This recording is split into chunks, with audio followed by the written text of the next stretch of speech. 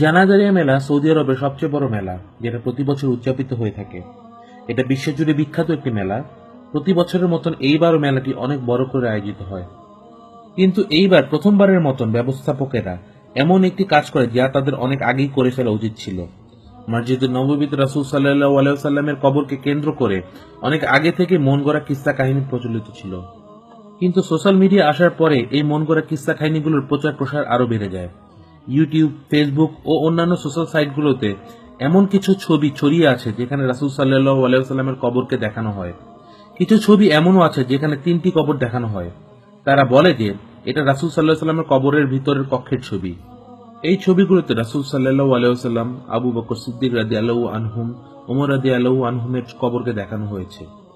এমনইভাবে কিছু ভিডিও দেখা গিয়েছে যেখানে একজন লোক তাকে রাসূল সাল্লাল্লাহু আলাইহি ওয়াসাল্লাম কবরের খাদেম হিসেবে নিজেকে দাবি করেছে ও সে বলে তার কাছে রাসূল সাল্লাল্লাহু আলাইহি ওয়াসাল্লামের কবরের ছবি ও সেখানকার তাবারকও তার কাছে আছে।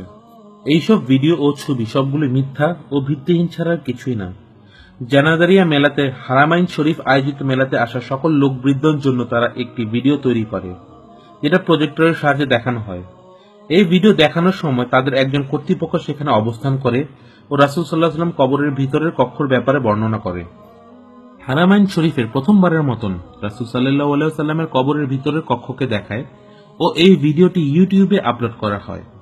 রাসূল সাল্লাল্লাহু আলাইহি ওয়াসাল্লামের কবরের দরজা, যেখান দিয়ে তার কবরের কক্ষে প্রবেশ করা হয়, এই দরজাটাকে বাব সাইয়েদায়ে ফাতেমা বলা হয়। এই দরজা দিয়ে ঢোকার পরে একটি সাদা কক্ষ আসে, যার মেঝেতে শাহ ফয়সালের সময়ের পুরানো মার্বেল পাথর দেখা যায়। কক্ষের একদিকে একটি অভয়ারণ্য দেখা যায়, যাকে মেহরাবে ফাতেমাতুজ জোহরা বলা হয়ে থাকে, যেখানে সবাই দাঁড়িয়ে সালাম পেশ করে। এই জায়গাটাকে মুয়াজায়ে শরীফ বলা হয়। এই মুয়াজায়ে শরীফে 300 ছিদ্র আছে। কেউ যদি এই ছিদ্রগুলো দিয়ে দেখার চেষ্টাও করে তাহলে তারা সবুজ রঙের একটি পর্দা ছাড়া কিছুই দেখবে না। এই পর্দাটি রাসূল সাল্লাল্লাহু আলাইহি ওয়াসাল্লাম কবরের কক্ষের দেয়ালে টাঙানো আছে, যে দেয়ালের কোনো দরজা নেই। এই দেয়াল 6.5 মিটার উঁচু। এই দেয়ালের অন্যদিকে অর্থাৎ ভিতরে আরো একটি দেয়াল আছে। সেই দেয়ালের ভিতরে রাসূল সাল্লাল্লাহু আলাইহি ওয়াসাল্লাম, আবু বকর সিদ্দিক রাদিয়াল্লাহু আনহুম ও ওমর রাদিয়াল্লাহু আনহুমের কবরগুলো অবস্থিত আছে। যে ছবিটি আপনারা এখানে দেখছেন, এটা রাসূল সাল্লাল্লাহু আলাইহি ওয়াসাল্লামের কবরের কক্ষের নকশা। আপনারা এই ছবিতে যে গাঢ় বাদামি রঙের দেয়ালটি দেখতে পাচ্ছেন, তার উপরে সবুজ রঙের পর্দাটি দেওয়া আছে। উমর বিন আব্দুল আজিজ এই পর্দাটিকে রাসূল সাল্লাল্লাহু আলাইহি ওয়াসাল্লামের কবরের দেয়ালের গিলাফ হিসেবে দাবি করেছেন। এই দেয়ালের কোনো দরজা নেই এবং এই দেয়ালের 6.5 মিটার উঁচু আছে। উমর বিন আব্দুল আজিজ ইন্তেকাল করেন 101 হিজরিতে। তার মানে এই দেয়াল 1336 সাল আগে তৈরি করা হয়েছিল। এই দেয়াল তৈরি করার পর থেকে আজ 1336 সাল পর্যন্ত কেউ কবরগুলোকে দেখার ভাগ্য করে উঠতে পারেনি।